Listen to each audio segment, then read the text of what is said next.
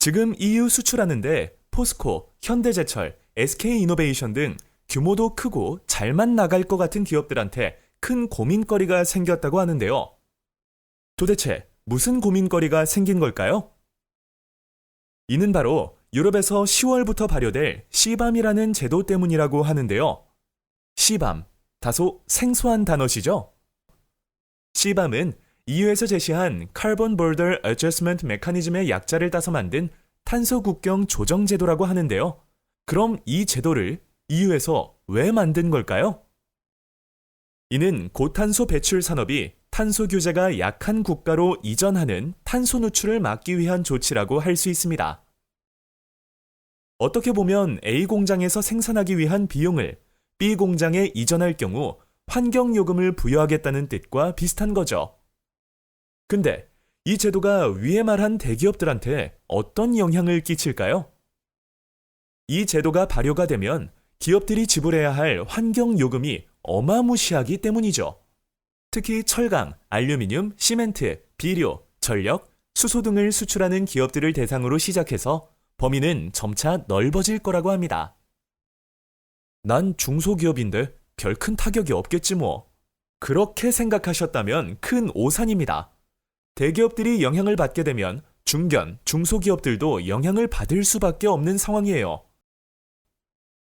예를 들어 르노 자동차에서 자동차를 하나 만드는 과정에 자동차에 들어가는 부품에 의해 더 많은 환경요금을 지불해야 하는 상황이 온다면 자연스럽게 협력사 중에 좀 더 친환경적인 제품을 만드는 협력사와 관계를 유지하는 반면 기존의 생산 방법을 고수하던 기업들은 도태될 수밖에 없는 상황이죠. 그럼 우리는 뭘 준비하면 되는데? 바로 2023년 10월부터 발효되는 CBAM에 대해 공부부터 해야겠죠. 10월? 10월? 2달도 안 남은 상황에 뭘 하라는 거야? 그래도 CBAM이 23년 10월부터 발효된다고는 하지만 아직 전환기간이라고 합니다.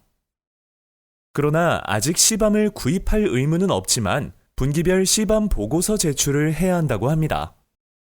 CBAM 보고서는 다행히 수입업자가 작성을 해서 제출을 하겠지만 수출업체들은 수입업자에게 CBAM 보고서에 작성되어야 할 상품 정보 및 탄소 배출량 정보를 제공해야 합니다. 다른 건 어찌저찌 쓰겠는데 탄소 배출량은 어떤 방식으로 계산해야 하는 거지? 다행히 EU에서 탄소 배출량 산식이 삽입되어 있는 데이터 수집 템플릿을 개발하여 제공하고 있습니다. 스크린에 표시되는 QR코드를 통해 다운로드를 하실 수 있습니다.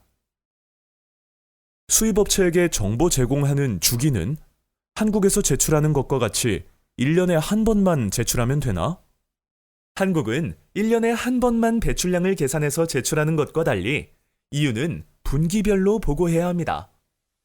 우리는 품목도 엄청 다양한데 평균치 내서 하면 되나? 모든 제품은 HS 코드 기준으로 결정되기 때문에 세부 품목 기준으로 계산을 해야 하며 제품에 내재된 직접 또는 직간접 실질 탄소 배출량을 계산하셔야 합니다. 다행히 우리나라 수출 품목에 해당하는 철강, 알루미늄, 수소의 경우는 직접 배출만 적용이 되었지만 시멘트, 전력, 비료 산업에 해당되는 기업들은 사용 전력에 내재된 간접 배출도 함께 계산해야 하는 만큼 추후에 탄소 배출 범위가 충분히 확대될 수 있는 상황이니 사전에 준비하고 계시는 게 좋을 듯합니다. 그래도 아직까진 철강, 알루미늄, 수소 기업들은 직접 배출만 작성해서 수입업자한테 제출하면 되겠네. 아닙니다. 전환기간 동안에 제출하시는 의무 보고서에는 간접 배출량까지 포함해서 작성해야 합니다. 여기서 잠깐 배경 설명 들어가겠습니다. 처음에 EU 집행위에서 배출가스 구분을 하는 스코프 1, 2, 3 중에 간접 배출까지 포함되는 스코프 2까지 CBAM의 규제 범위로 제한을 했지만 처음부터 너무 강하게 규제를 적용하면 안 된다는 판단하에 스코프 1까지만 적용을 하게 되었다고 합니다. 다만 EU의 궁극적인 목표는 탄소 배출 저감이기 때문에 범위는 앞으로 더 확대될 것으로 예상되오니 현재 포함이 안 되어 있어도 범위가 넓혀질 가능성이 높으니 준비할 필요가 있습니다. 그럼 보고서에는 탄소 배출량 계산법을 각 공장에서 나오는 탄소 배출량을 평균화해서 제출하면 되는 건가? 시행령 초안에는 공장 배출량의 가중 평균으로 해야 한다고 발표를 했지만 최종 시행법에는 공정별 계산 방식으로 결정이 되었다고 합니다. 아, 그래도 이 많은 걸 언제 다 써? 그냥 보고 안 하면 안 되나? 보고를 안 하면 실제 배출량 산정이 불가능한 것으로 EU에서 간주를 하게 되면서 기본값으로 배출량을 산정하게 됩니다. 즉, 각 수출 국가에서 가장 실적이 좋지 않은 10% 생산 설비의 평균 배출 강도로 설정이 될 예정입니다. 그럼 전환기 동안에 검증 보고서를 언제까지 누구한테 제출해야 하는데? 첫 번째 시밤 보고서는 2024년 1월 31일까지 수입신고자가 시밤 전환 등록소에 제출할 필요가 있으니 빠르게 수입업자에게 정보 제공을 할 필요가 있습니다. 그래도 다행히 제출된 보고서는 분기 종료 후 2개월까지 수정이 가능하다고 하니 수입업자와 지속적인 소통을 통해 수정하시면 됩니다.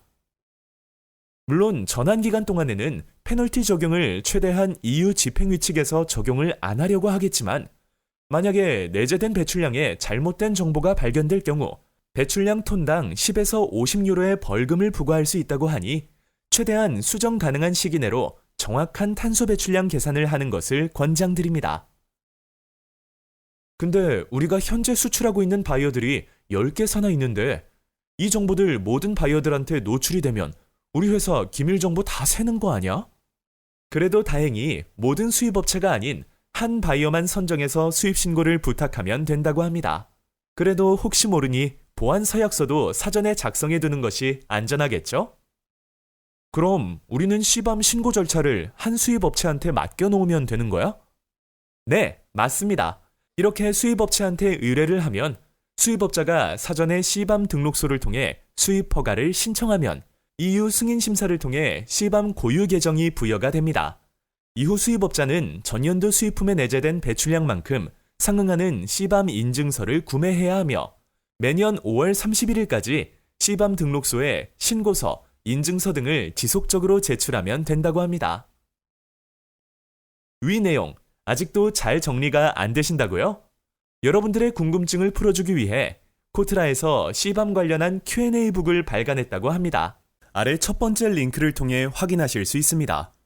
그리고 지속적인 업데이트를 원하는 분들은 화면에 나오는 QR코드를 통해 매주 나오는 코트라 EU 주간 브리핑을 받아보시길 바랍니다. 이 영상이 도움이 되었다면 구독과 좋아요 잊지 말아주세요.